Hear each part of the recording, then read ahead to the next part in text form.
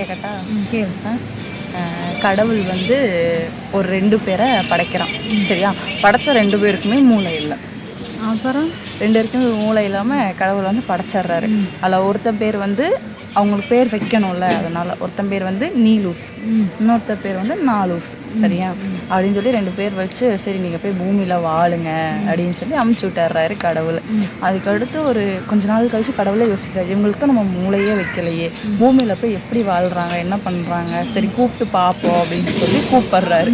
சரி, அப்படி கூப்பிடும் போது வந்து நீலூஸு கடவுள்கிட்ட போயாச்சு. சரியா? அப்போ பேலன்ஸ் இருக்கிறது யாரு? நான் லூஸு.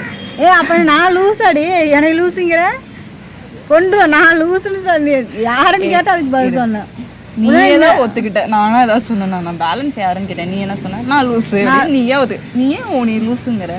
நீ தானே அதில் யார் பேலன்ஸ்ன்னு கேட்டால் அதில் நான் லூஸுன்னு சொன்னேன். உடனே நீ எனக்கு நீ லூஸுன்னு சொல்கிற பாரு. மறுபடியும் எனக்கு சொல்லாதடி, நான் வேணும்னு சொல்லலை. பேலன்ஸ் போ மறுபடியும் நான் சொல்ல மாட்டேன். நான் லூஸ் இல்லை, எனக்கு எதுக்கு லூஸுங்கிற?